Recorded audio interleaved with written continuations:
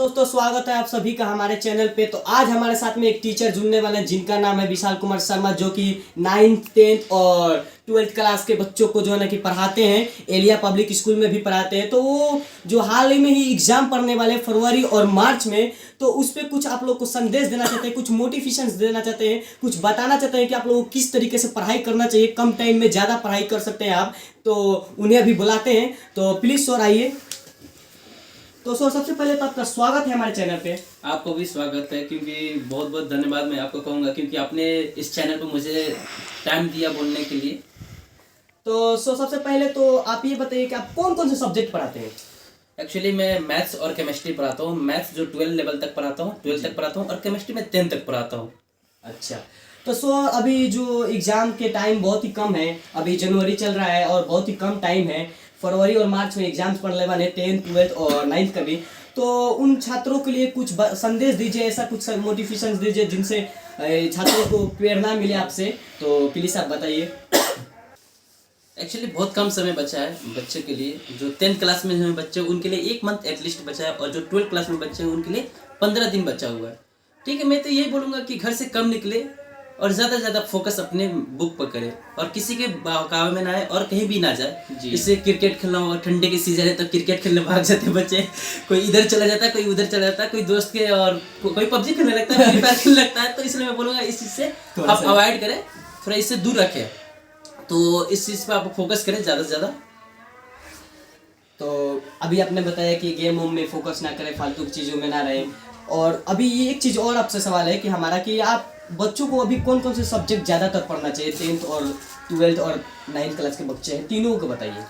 Actually तो बच्चे को सब सब्जेक्ट पर फोकस देनी चाहिए, क्योंकि एटलीस्ट भाई एक सब्जेक्ट खराब हो जाएगा तो पूरी मार्क्स खत्म हो जाएगी। लेकिन पूरा प्रॉपर सब पे फोकस देनी चाहिए। लेकिन जो बात यहाँ पे है, बहुत सारे लड़के या लड़कियाँ जो मैथ वीक हो जाते हैं। क्यों वीक होता है? क्योंकि वो फोकस नहीं देते हैं। मैथ ऐसी सब्जेक्ट है कि भाई उस पर कंटिन्यूस पढ़ते रहना चाहिए, कि भाई रेगुलर आप कंटिन्यूस रखते हैं उसको, उस चीज़ को, तो आपको कोई दिक्कत नहीं होगी। वही चीज़ आप छोड़ दीजिएगा, प्रैक्टिस छोड़ दीजिएगा, तो आपको दिक्कत होने लगता है। वही बोला गया है, प्रैक्टिस मेक परफेक्ट मैन, यानी प्रैक्टिस कीजिएगा तो आपको परफेक्ट मैन बना देगा। मैथ्स ऐसा चीज़ है, ऐसा चीज़ है। और बोलता है कि मुझे जितना आप रेगुलर प्रैक्टिस कीजिएगा उतना मेरे लिए बेटर रहेगा। तो सर, आपसे एक और सवाल है हमारा कि बच्चों को कितना घंटा मैक्सिमम पढ़ना चाहिए, क्योंकि 24 घंटा तो पढ़ नहीं सकते। बिल्कुल बिल्कुल। एक्चुअली 24 घंटा होता है एक दिन में, लेकिन बच्चे 6 घंटा तो सोने में लग जाते हैं। हर इंसान के लिए 6 घंटा सोना बहुत जरूरी है। हाँ बिल्कुल, सोना 6 घंटे तो बहुत जरूरी है। 6 घंटे तक एटलीस्ट 6 घंटे तो ऐसे निकल के बचा 18 घंटे। कोई बोलता है कि मैं 7 घंटा पढ़ता हूँ, कोई बोलता है 8 घंटा पढ़ता हूँ। लेकिन पढ़ते हो ठीक है बच्चे, लेकिन कितना तुम अपने याद रखते हो, कितना कैच करते हो, ये बहुत बड़ी। क्योंकि बहुत सारे लड़के होते हैं कि सिर्फ पढ़ने पलटते हैं। पढ़ने पलटने लगते हैं, और उनका जितना इनपुट देते हैं 8 घंटे 9 घंटे, उतना आउटपुट मिलता है, बहुत अच्छी बात है। लेकिन मैं बोलूँगा कि आपको कम से कम एटलीस्ट 3 या 4 घंटे पढ़िए, लेकिन कंटिन्यूस पढ़िए जी। लेकिन ताकि आपको क्या हो, कंटिन्यूस पढ़ने से क्या हो, हैबिट बनी रहेगी। रेगुलरिटी बहुत जरूरी है अपने लाइफ में। रेगुलर नहीं रहेगा कोई चीज़, आपको कोई भी एग्जाम हो, आपको तो 10th क्लास हो, 12th क्लास हो, या कोई कंपटीशन का एग्जाम हो, जेईई मेंस हो, गेट हो, या आप यूपीएससी की भी तैयारी कर रहे हैं, तो आप कोई भी क्लियर नहीं कर पाएंगे आप। जी। तो सर, जैसे कि आपने ये सब चीज़ें बता दी, तो आप बताइए बच्चों को ये कि जो एग्ज़ाम्स पढ़ने वाले हैं उस एग्ज़ाम में कुछ क्वेश्चंस बता दीजिए जो कि आ सकते हैं। हाँ बिल्कुल बिल्कुल। जो मैथ्स का इम्पोर्टेंट जो क्वेश्चन है, हाँ। जो मैं 10th क्लास का बता रहा हूँ, ट्रिग्नोमेट्री है जी। ट्रिग्नोमेट्री का आप 8.4 का पढ़ लीजिए जी। बहुत ही मस्ट आइडेंटिटीज वाला आ सकता है बिल्कुल, हमेशा आता है। आप एनसीईआरटी पढ़िए, अलग बुक पर फोकस मत दीजिए जी। आप एनसीईआरटी जितना पढ़िएगा आपके लिए बेटर रहेगा। अच्छा, ऐसा नहीं कि आपको बाहर से बिहार बोर्ड आपसे पूछ ले जी, उसकी मजाल नहीं है कि भाई बिहार बोर्ड वो आप बाहर से पूछ सकता है, ऐसा उसकी ताकत ही नहीं है। आप देख लीजिएगा, आप कभी भी उठा कर देख लीजिएगा, बिहार बोर्ड हमेशा आपको बुक से ही पूछता है, आउटी कभी नहीं पूछता है। ज्यादा पूछेगा तो एग्जाम्पल का क्वेश्चन पूछ सकता है, उससे बाहर जा ही नहीं सकता। उसका ये है ही नहीं, उसके अंदर कैपेसिटी है ही नहीं कि दूसरा आपको इतना टाइम भी नहीं कि वो दूसरा आपको बना सके, पेपर सेट करेगा एकदम टफ लेवल का। आपको एकदम लो लेवल का सेट करता है बिहार बोर्ड, मॉडरेट लेवल का सेट करता है, ताकि भाई 22 लाख 23 लाख बच्चे एग्जाम देते हैं, उनके हिसाब से सेट करना बड़ा मुश्किल काम होता है। तो इसलिए वो क्या करते हैं, ऐसे लेवल का सेट करते हैं ताकि सब बच्चे का पास हो जाए। भाई गवर्नमेंट का भी ऐसा है ना रूल कि भाई बच्चे पास नहीं हुए तो उनको भी तो जितना उतना है, उनमें दिक्कत हो सकती है। सही बोल रहे हैं आप भी। बहुत तो अच्छा और 12 क्लास के जो है कैलकुलस तो भाई रीढ़ की हड्डी है, जिसको बोलते हैं जान। मैथ्स की जो जान है 44 नंबर अकेले ही भाई, अकेले 42 नंबर 44 नंबर का आता है। तो आप कैलकुलस नहीं पढ़ते हैं तो आपका मैथ्स गया। पढ़ना 42 जरूरी है, नंबर। ये वाला 50% पढ़ना जरूरी है भाई 50% खत्म हो गया। Tata bye bye bye tata खत्म। खत्म गया। वही हाल होगा आपका भी। तो मैं बोलूंगा ज्यादा से ज्यादा आप कैलकुलस पर ध्यान दीजिए, क्योंकि 44 मार्क्स का होता है, और खासकर डिफरेंशिएशन और इंटीग्रेशन और डेफिनेट इंटीग्रेशन जी जी आपको ध्यान देना चाहिए। ठीक है, जितने भी फॉर्मूले आप रट दीजिए ना, करना क्या भाई जी। जब तक आपको इंटीग्रेशन और डिफरेंशिएशन आपको फॉर्मूला मालूम नहीं है तो नहीं बन पाएगा भाई। ट्रिग्नोमेट्री तो 12 क्लास का बहुत इजी है, जी, कोई जी। दिक्कत ही नहीं है उसमें, कोई दिक्कत नहीं है। कोई आप जाइएगा ना कोई भी टीचर के पास, जी। कोई भी टीचर, बहुत से बड़े बड़े टीचर है ना, उनके पास जो 12 क्लास में जाएंगे ना तो पहले आपको ट्रिग्नोमेट्री पढ़ाता है, अच्छा मैट्रिक्स पढ़ाता है, डिटरमिनेंट पढ़ाता है। क्यों पढ़ाता है? उसको भाई आता ही नहीं है कैलकुलस, कैलकुलस नहीं आता है तो इसलिए पढ़ाता है भाई बच्चे अट्रैक्ट हुए। तो मैं बोलूँगा सबसे ज्यादा आप ध्यान दीजिए अभी इस टाइम पर, क्योंकि 12 क्लास का जो एग्जाम है जी इंटीग्रेशन पर जी और डिफरेंशिएशन पर, यानी कैलकुलस को पूरा चाट जाइए। मैं बोलता हूँ भोजपुरी में चाट जाओ, वैसे ही चाटल रहा, चाटल कर रहा है आजकल।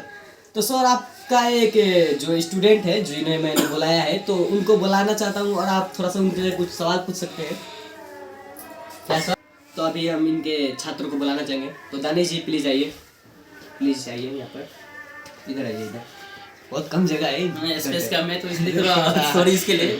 तो सबसे पहले तो आपका स्वागत है हमारे चैनल पर। हमारे साथ जुड़ चुके हैं दानिश जो कि सर का छात्र हैं। तो सबसे पहले तो आपका स्वागत है हमारे चैनल पे। मैं भी आपका चैनल का स्वागत करना चाहता हूँ। चलिए ठीक है। तो आपका सबसे पहले तो शुभ नेम क्या है सर? दानिश कुमार शर्मा है। दानिश कुमार शर्मा। आप किस क्लास में पढ़ते हो? 10th क्लास में। 10th क्लास में पढ़ते हैं। जब आपको विशाल सर पढ़ाते हैं तो उनका पढ़ाने का तरीका कैसा लगता है? बहुत ही हमको अच्छा लगता है। मैं जहाँ से पूछता हूँ वहाँ से बता देते हैं और पूरा तरीका से बताते हैं, ईजी तरीके से बताते हैं। अच्छा, कभी ऐसा हुआ है कि आपको एक बार में समझ में नहीं आया तो बार बार आप पूछे सर से? और एक बार फंस गया तो फिर दोबारा बताए हमको, जहाँ जो बार नहीं समझ दो बार बताए हमको। अच्छा, आपको अगर एक बार में समझ में नहीं आता है तो बार बार पूछने पे बताते हैं? हाँ बताते बिल्कुल। अच्छा चलिए ठीक है। अभी आपसे सर कुछ सवाल करेंगे तो आप रेडी हो जवाब देने के लिए? हाँ रेडी। तो सर प्लीज आप इनसे कुछ सवाल बिल्कुल, पूछिए बिल्कुल। और जवाब देंगे। ये तो मेरा बहुत ही अच्छा स्टूडेंट है जी। मेरे से बहुत सारा क्वेश्चन पूछता है। ऐसा नहीं है कि एक बार बता दूं तो मुझे छोड़ देता, पीछा नहीं छोड़ता है भाई। बहुत परेशान करता है मेरे को। ऐसा नहीं कि एक बार बता दूं तो समझ, हर इंसान को तो एक बार में समझ नहीं आता। नहीं, एक बार लेकिन बार बार पूछने से कोशिश इरिटेट करना होती है, चाहिए। लेकिन मेरे को इरिटेट नहीं होता, मेरे को मजा आता है पढ़ाने में। बहुत मजा आता है। मैं चाहता हूँ कि वैसे स्टूडेंट जो मुझे बार बार परेशान करे, मेरे को बार बार टॉर्चर करे, मुझे अच्छा लगता है उस चीज़ को बताने में, ताकि उसको परेशानी हो तो मैं उसको सॉल्व करूँ। तो ठीक है, मैं इससे कुछ क्वेश्चन पूछूंगा। 10th क्लास का जो ट्रिग्नोमेट्री का कुछ क्वेश्चन है मैं पूछूंगा, आप बताइएगा। ठीक है, तो मैं आपसे एक ट्रिग्नोमेट्री का क्वेश्चन पूछूंगा। ठीक है, तो मैं पूछूंगा आपसे क्वेश्चन कि tan 45 का मान कितना होता है, 1 होता है। और cos 45 का मान कितना होता है, 1/2, और sin 45 का मान कितना होता है, 1/2। देख रहे हैं इनके एकदम लग रहा है कि कंठस्थ यादें सोए रहेंगे, तभी आप उठा कर पूछिएगा तो क्या sin 45 cos 45 तो बता सकता है मेरा बंदा। ये देखिए लिए ये विशाल सर का स्टूडेंट है। तीनों कोई सवाल दिक्कत जो नहीं। है कि एकदम परफेक्टली बताया है और बहुत ही अच्छा बताया है। तो सर बहुत बहुत धन्यवाद आप दोनों का हमारे चैनल पे आने के लिए। मैं एक चीज और लास्ट में एक कोट्स बताना चाहूंगा, बताइए। बताना चाहूंगा कि करके दिखाओ ऐसा जो दुनिया करे आपके जैसा। भाई आप कुछ ऐसा करिए, आप ऐसा कुछ कीजिए ताकि लोग आपको मिसाल दे कि भाई शर्मा जी का लौंडा ऐसा किया है मेरे भाई, मोरी भाई रे अच्छे से पढ़ाई करो 10th क्लास और 12th क्लास वाले बच्चे। ठीक है, बहुत बहुत धन्यवाद आपको, आपके चैनल को। जी बहुत बहुत दोनों को धन्यवाद। मैंने आपका भी। जी, तो आप लोग हमारे वीडियो पे लाइक करिए, सब्सक्राइब के चैनल को सब्सक्राइब कीजिए अगर पसंद आए तो। आपका बहुत बहुत धन्यवाद कि जो हमारे इस छोटे से चैनल पे आप लोग आए और हमारे वीडियो को देखे, तो इसलिए आपको बहुत बहुत धन्यवाद। और प्लीज़ कमेंट में बताइए कि हमारा वीडियो कैसा लगा, और प्लीज़ अगर हमसे कोई गलती हो जाए तो प्लीज़ माफ़ करिएगा, क्योंकि हम भी अभी नए हैं, हमें भी ज़्यादा एक्सपीरियंस नहीं है। तो